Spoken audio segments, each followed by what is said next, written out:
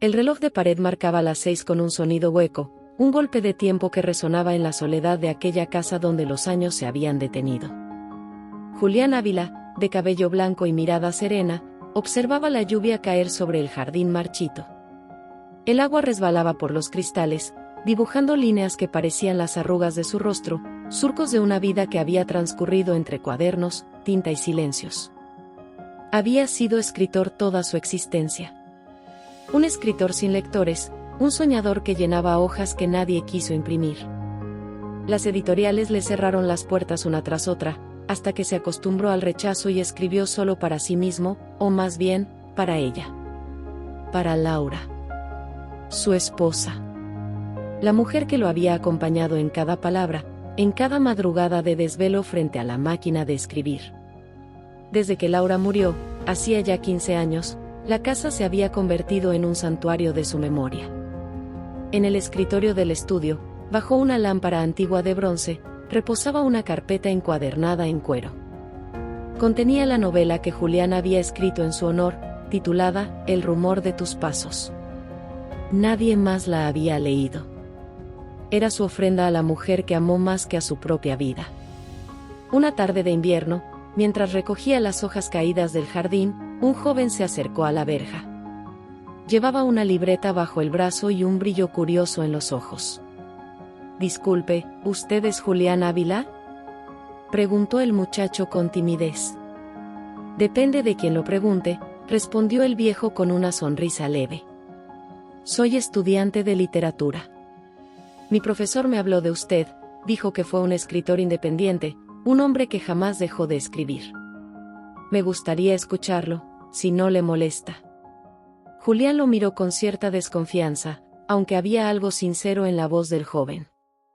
Lo invitó a pasar. La sala olía a papel viejo y café recién hecho. Sobre la mesa, los libros apilados formaban una muralla silenciosa. El muchacho observó los estantes con admiración. «Debe tener aquí toda una vida escrita». «Más de la que imagina», dijo Julián. «Nadie quiso publicarla, pero eso no me impidió continuar. Uno escribe porque necesita hacerlo, no por aplausos». El joven asintió, fascinado. Se llamaba Esteban. Comenzó a visitarlo cada semana. Llevaba cuadernos, hacía preguntas, escuchaba con atención las historias del viejo. Julián le hablaba de su método, de la belleza del lenguaje, del poder de una frase bien escrita. A veces reían, otras callaban juntos frente al retrato de Laura, que presidía el estudio con su sonrisa intacta. «¿Esa es su esposa?», preguntó Esteban un día. «Sí», respondió Julián con voz quebrada. «Fue mi vida entera. Todo lo que he escrito desde su partida es un intento de conversar con ella». Las visitas se hicieron costumbre. Esteban traía pan dulce, café o simplemente su curiosidad. Julián lo consideraba casi un nieto.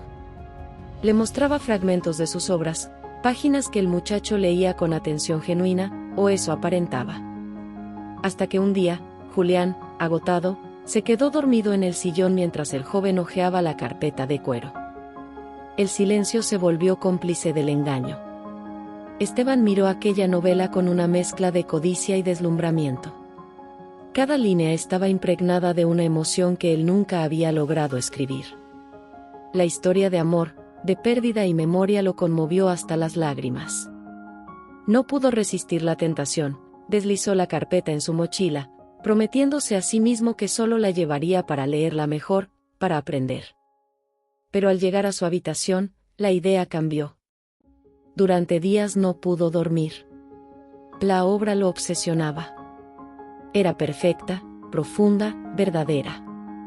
En su mente comenzó a gestarse la locura, presentarla como suya. Tenía contactos, un profesor influyente, un editor amigo. Bastaría una llamada. Nadie sabría que existía un anciano olvidado en un barrio remoto. Mientras tanto, Julián buscaba la novela por toda la casa. Pensó que la había dejado en otra parte. Revisó cajones, estantes, hasta el desván. Nada. «Debe estar aquí, Laura», susurró frente a la foto de su esposa. No puedo haberla perdido. Pasaron los días y la intranquilidad creció en su pecho. Su amigo no volvió por un tiempo, lo cual le pareció extraño. Cuando por fin regresó, el joven evitó mirarlo a los ojos. ¿Todo bien, Esteban?, preguntó el viejo con tono apacible. Sí, maestro, solo he estado ocupado con la universidad, respondió él, fingiendo una sonrisa. Esa noche, Julián sintió que algo se había quebrado en su interior. Intuyó la traición, aunque no tenía pruebas. Encendió la lámpara del escritorio y miró el espacio vacío donde antes reposaba la carpeta. Cerró los ojos, recordando la voz de Laura, y murmuró: si te han robado, amor mío, que el mundo sea testigo de tu verdad. La lluvia volvió a caer, como aquella primera tarde en que conoció al muchacho. Afuera, el viento soplaba con un lamento que parecía venir del pasado. Y en algún lugar de la ciudad, un joven escritor preparaba su debut, sin imaginar que su gloria tendría raíces manchadas por la culpa. El destino, paciente y sigiloso, aguardaba el momento de escribir su propia justicia. Julián se levantó temprano, movido por una inquietud que no lo dejaba descansar. El escritorio parecía más vacío que nunca. El espacio donde había reposado la carpeta de cuero se había convertido en una ausencia tangible, una sombra que le pesaba en el alma. Durante días recorrió la casa buscando la novela. Revisó armarios, cajas de recuerdos, viejos baúles que guardaban fotografías y cartas de Laura. Nada. La carpeta había desaparecido, como si el viento se la hubiera llevado junto con los últimos restos de su esperanza. El anciano salió al jardín, observó el rosal que su esposa había plantado años atrás y se quedó allí, en silencio. Las hojas, cubiertas de rocío, parecían lágrimas detenidas. Te busco en todas partes, Laura, susurró. Si la novela se ha ido, tal vez sea señal de que ya no necesitas mis palabras. Durante las semanas siguientes, Esteban no apareció. Julián comenzó a sospechar lo impensable, aunque no deseaba creerlo.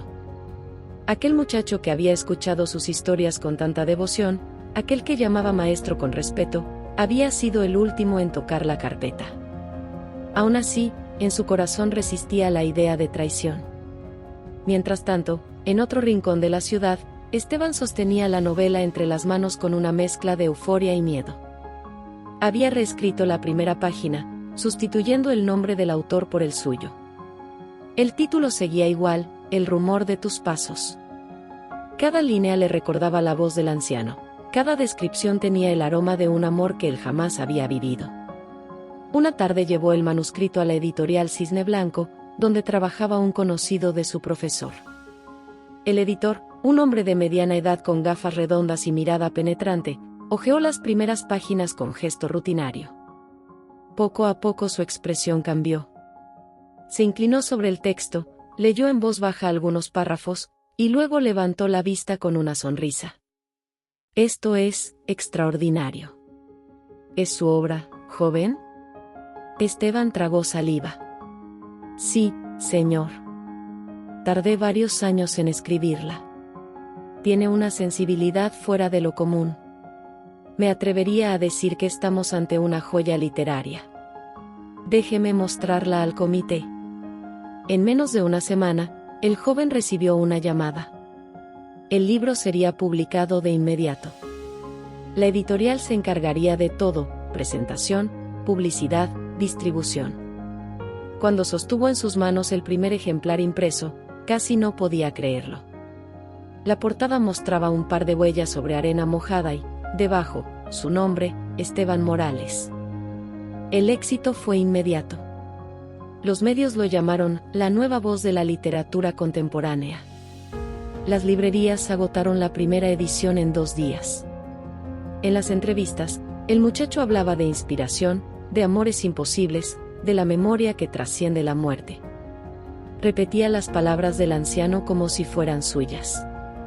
Cada frase le pesaba en la lengua, pero la fama lo envolvía con un resplandor embriagador. Mientras tanto, en el pequeño barrio donde vivía Julián, el rumor del éxito llegó como una brisa amarga. El viejo se encontraba desayunando cuando escuchó el noticiero en la radio. El joven escritor Esteban Morales ha conquistado al público con su primera novela, El rumor de tus pasos, una historia sobre el amor y la pérdida que ya es considerada una obra maestra. La taza tembló entre sus manos. La voz del locutor continuó describiendo detalles del libro, los personajes, las escenas, incluso una descripción precisa de la fotografía de los esposos que aparecía en un pasaje central. En ese instante, Julián comprendió la verdad. El silencio se volvió insoportable. Caminó hasta el estudio y se detuvo frente al retrato de Laura. «Te robaron, amor mío», dijo con un hilo de voz. «Han tomado tus pasos, tu recuerdo, tus palabras. Pero no dejaré que te borren».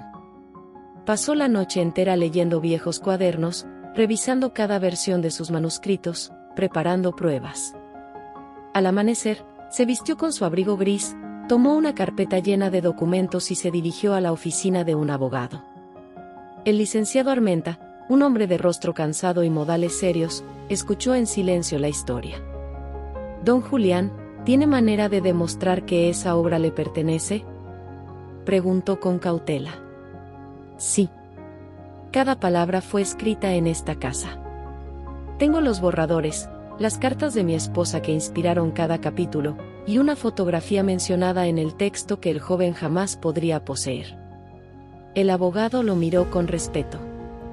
«Entonces presentaremos una demanda. No será sencillo, pero la justicia aún tiene oídos para la verdad». La noticia del pleito llegó pronto a los periódicos. Algunos lo consideraron un intento desesperado de un anciano envidioso. Otros comenzaron a sospechar que el éxito del joven tenía un origen más oscuro. Esteban, acosado por la prensa, guardó silencio. La culpa lo devoraba lentamente, aunque la vanidad lo mantenía en pie. Una tarde, incapaz de resistir más, visitó la casa del viejo. Julián lo recibió con una calma que desconcertaba. «Ven, muchacho. Siéntate». Su voz sonaba firme, sin rencor. Esteban no pudo sostenerle la mirada. «Yo, no sé cómo pasó. Quise mostrarle al mundo su obra, que alguien la leyera, y me dejé llevar». «El mundo puede ser cruel, Esteban», dijo el viejo. «Pero más cruel es la conciencia». El joven rompió a llorar. Julián, en lugar de apartarse, le ofreció un pañuelo. «Habrá un juicio», dijo. «No por venganza, sino por justicia. Ella merece que su historia sea contada por quien la vivió». La tarde cayó lenta, y en el aire flotaba el aroma del café que solían compartir. El anciano miró al muchacho con una ternura inesperada. En el fondo, aún veía en él a aquel estudiante curioso que había cruzado la verja con admiración. El destino ya había encendido la mecha. Lo que vino después sería un duelo entre la mentira y la memoria. El edificio del tribunal se alzaba gris y solemne bajo un cielo encapotado. A la entrada, un grupo de periodistas aguardaba con cámaras y micrófonos, ansiosos por captar el rostro del anciano que se atrevía a desafiar al joven escritor del momento. Las voces del público se mezclaban con el rumor de los autos, y el viento helado levantaba hojas del suelo, como si todo el otoño hubiera decidido reunirse allí. Julián Ávila avanzó con paso lento, sostenido en su bastón de madera. Vestía un traje oscuro, el mismo que había usado en el funeral de su esposa. Su mirada era tranquila, aunque en el fondo brillaba una determinación que nadie habría esperado de un hombre de su edad. Detrás de él, su abogado cargaba una carpeta con los manuscritos originales, hojas amarillentas por el paso del tiempo. Frente al edificio, Esteban descendió de un coche escoltado por su editor. Llevaba el rostro pálido, los ojos hundidos por noches de insomnio. La fama, que en otro tiempo le había dado brillo, se había convertido en una carga insoportable. A cada paso sentía las miradas acusadoras del público, las cámaras que lo perseguían como sombras. Dentro de la sala, el ambiente olía a papel y madera vieja. El juez, un hombre de voz grave y gesto imperturbable, pidió silencio. «Comenzaremos con la exposición del demandante», dijo. El abogado Armenta se levantó.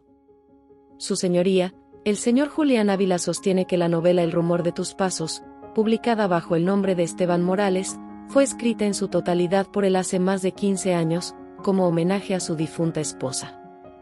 Posee los manuscritos originales, anotaciones, y una prueba clave contenida dentro del propio texto. El juez asintió y pidió al anciano que se acercara. Julián caminó hasta el estrado, con la calma de quien ya ha aprendido a esperar. Cuéntenos, don Julián, dijo el juez, ¿cuál es la historia detrás de su novela? El anciano respiró hondo.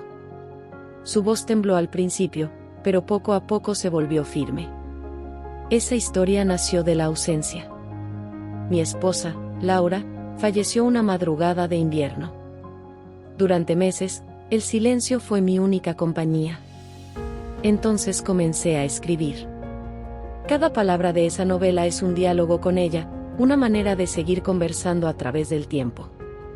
No buscaba fama, solo mantenerla viva en las páginas. La sala permaneció en un silencio absoluto. Esteban lo observaba desde su asiento, con el rostro cubierto por las manos. El abogado del joven pidió intervenir. Con todo respeto, su señoría, mi cliente sostiene que esa obra es fruto de su propia creación. No hay registro público previo de que el señor Ávila la haya escrito, ni publicación alguna que lo respalde. El juez pidió entonces que se presentaran las pruebas. Armenta abrió la carpeta y colocó sobre la mesa los cuadernos originales, hojas con tachaduras, anotaciones al margen, fechas y manchas de tinta. Aquí están las raíces de la obra, dijo. Cada palabra corresponde al texto publicado. Además, existe un detalle que demuestra de manera irrefutable su autoría. En el capítulo 6 se describe una fotografía, la imagen de una pareja tomada frente a un lago, con la inscripción, hasta el último amanecer. El juez frunció el ceño. ¿Esa fotografía existe? Sí, su señoría. Julián abrió una pequeña caja que había llevado consigo. Dentro, protegida por un marco de plata, se hallaba la fotografía. Una mujer de cabello oscuro sonreía junto a un hombre joven, ambos tomados de la mano frente a un lago sereno. En la parte inferior se leía, en letra cursiva, la misma inscripción citada en el libro.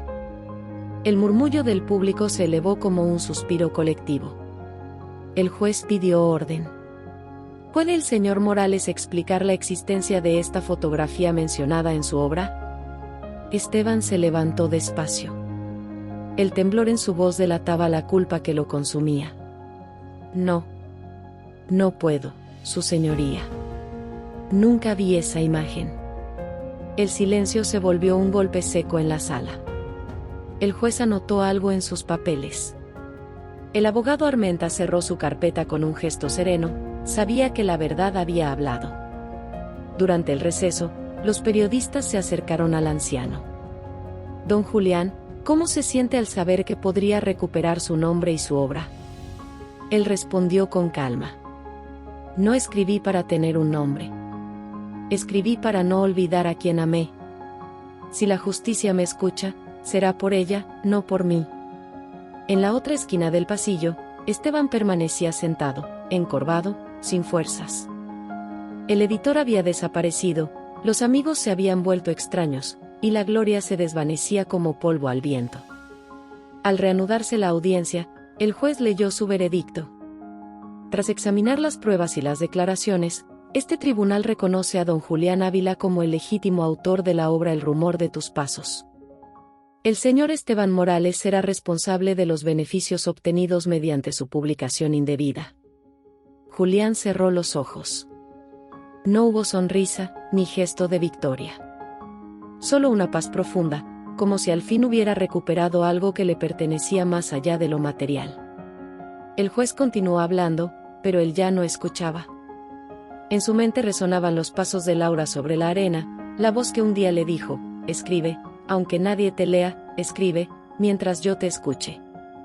Esteban se levantó, se acercó al anciano y, con lágrimas en los ojos, susurró. Lo siento, maestro. Fui un cobarde. Le robé lo único que debía proteger. Julián lo miró con ternura. La juventud tropieza cuando corre tras el brillo. Lo importante es aprender a levantarse. La prensa captó la imagen de ambos hombres estrechando las manos. Una fotografía que recorrería los periódicos al día siguiente, el perdón de un anciano y la vergüenza redentora de un joven. Esa noche, Julián regresó a su casa. Encendió la lámpara del estudio y colocó la fotografía de Laura junto a la copia recuperada de su novela. «Ya está, amor mío», murmuró. «Tu voz ha vuelto a ser tuya». La lluvia golpeaba los cristales, igual que el primer día en que la escribió. El eco de las palabras justas se mezclaba con el murmullo del tiempo. En algún rincón, el alma de Laura parecía sonreír. La noticia del juicio recorrió el país como un viento imprevisto. Los periódicos hablaban del viejo escritor que había recuperado su voz y del joven que cayó en la tentación del éxito ajeno. Las fotografías de ambos en la sala de audiencias aparecían en las portadas, y muchos lectores descubrieron que detrás de aquella novela que los había conmovido se escondía una historia aún más profunda, la de un amor fiel más allá de la muerte. Durante los días siguientes, Julián recibió cartas de todas partes. Gente que había leído su obra le escribía para agradecerle, para decirle que sus palabras les recordaban a los seres que habían perdido. El anciano, sentado en su estudio, abría cada sobre con manos temblorosas. Sentía una mezcla de asombro y gratitud. No se consideraba un hombre célebre, solo un testigo de la vida y de sus nostalgias. Un mediodía, mientras el reloj marcaba las 12, escuchó unos golpes suaves en la puerta. Al abrir, encontró a Esteban de pie, con el rostro demacrado y un ramo de flores en las manos. «Vengo a pedirle perdón», dijo el joven, apenas audible. «No me atreví antes». Julián lo observó largo rato. Las sombras del pasado aún se movían entre ellos, aunque el tono de arrepentimiento en la voz del muchacho no dejaba lugar a dudas. Lo invitó a pasar. La casa olía a café recién hecho y a papel. Esteban se sentó en el mismo sillón donde tantas veces había escuchado las historias del maestro.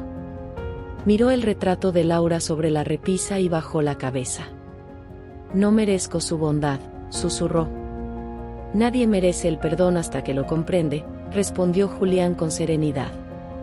«Tú has comprendido el peso de tus actos, y eso basta para empezar de nuevo». El joven dejó las flores sobre la mesa. «He perdido todo. El editor rompió contrato, mis antiguos amigos me evitaron. Me quedé solo. La soledad enseña lo que la fama olvida», dijo el viejo. «No te lamentes, la caída es también una forma de aprender a mirar el suelo desde donde uno se levanta». Esteban lo escuchaba en silencio, con los ojos húmedos.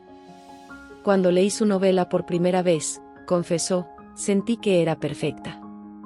No pensé en robarla, solo quise que alguien la conociera.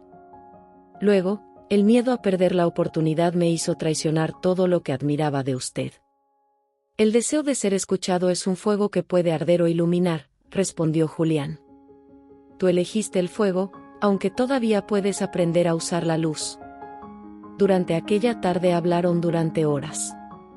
El anciano le contó pasajes inéditos de su vida con Laura, los años difíciles, la pobreza, los rechazos editoriales, las noches en que ella lo animaba a seguir escribiendo.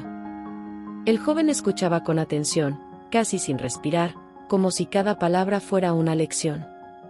En un momento, Julián se levantó, buscó en un cajón una carpeta y la colocó frente a él. «Aquí tienes mis otros manuscritos. Son las historias que nunca se publicaron. Si deseas ayudarme, hazlo desde la honestidad.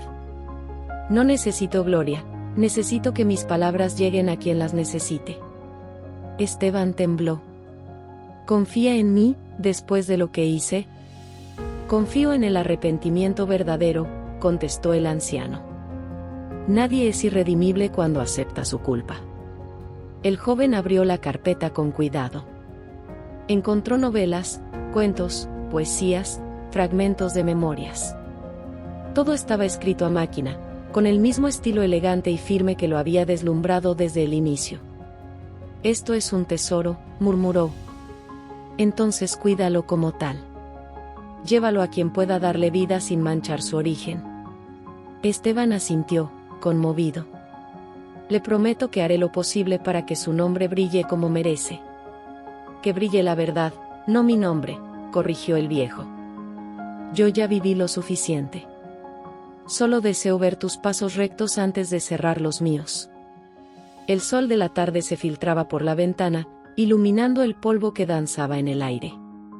Por primera vez, ambos compartieron un silencio lleno de paz, distinto al que había existido en las semanas anteriores. Días más tarde, Esteban visitó una pequeña editorial independiente dirigida por un viejo amigo de su padre. Presentó los manuscritos de Julián y narró con humildad toda la historia. El editor, conmovido, aceptó publicarlos. Esto merece ser leído, dijo. Y usted, joven, merece la oportunidad de reparar el daño.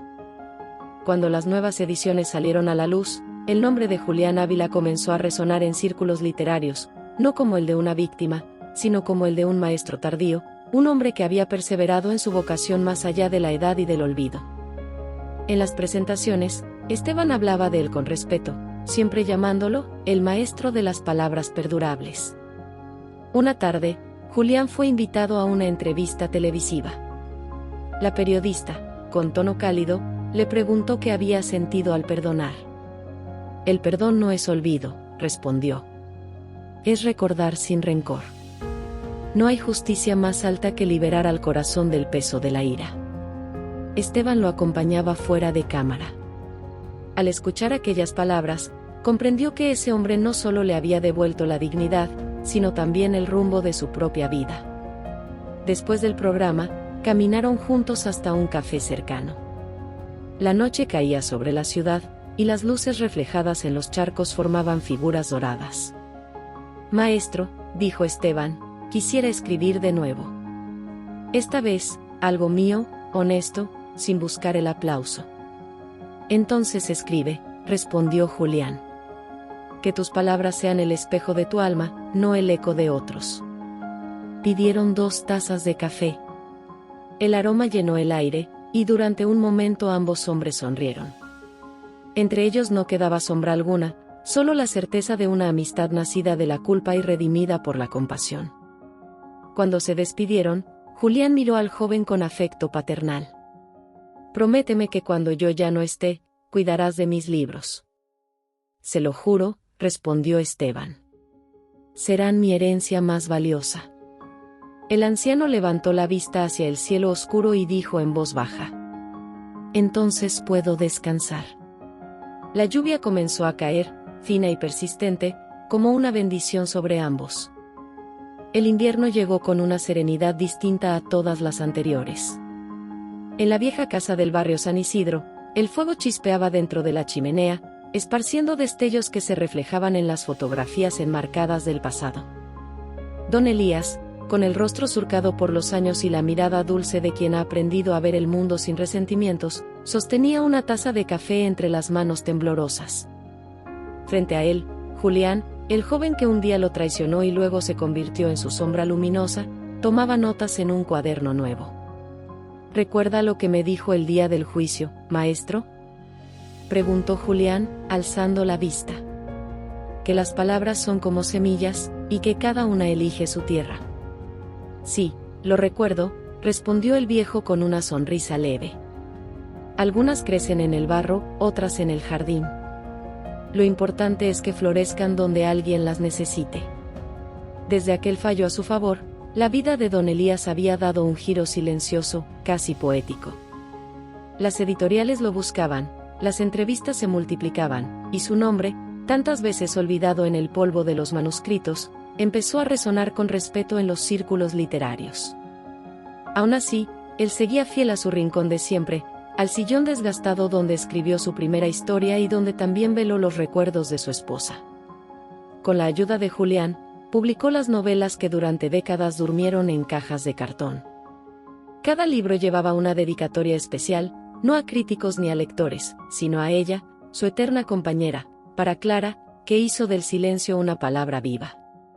Aquellas líneas se convirtieron en símbolo de su obra, y los lectores sentían que, al abrir las páginas, escuchaban la voz de un hombre que había amado con verdad. No sabe cuánto me enseñó, don Elías, dijo Julián, dejando el cuaderno sobre la mesa. A veces pienso que todo lo que escribo ahora nace de lo que aprendí observándolo. El anciano soltó una risa corta, sin ironía. No exageres. Yo solo te mostré un camino. Fuiste tú quien decidió recorrerlo con humildad. El tiempo consolidó entre ellos una amistad improbable, casi filial. Julián visitaba al maestro cada tarde, le leía fragmentos de obras jóvenes, escuchaba sus consejos y, en ocasiones, lo ayudaba a recordar palabras que el cansancio de los años empezaba a borrar. Cuando don Elías tropezaba en la memoria, Julián completaba la frase, y ambos reían como si la vida aún les ofreciera tiempo infinito. Una tarde de abril, mientras el cielo se teñía de un dorado suave, el anciano le entregó al joven un sobre cerrado. «Guárdalo hasta que ya no escuches mi voz», le pidió con calma. «¿Qué hay dentro?» «El último manuscrito. No lo publicarás todavía. Quiero que duerma un tiempo, como los otros durmieron conmigo». Julián asintió sin preguntar más. Su mirada, empañada por una emoción contenida, buscó el rostro de aquel hombre que ya era su maestro y su amigo. Los meses pasaron con una lentitud apacible.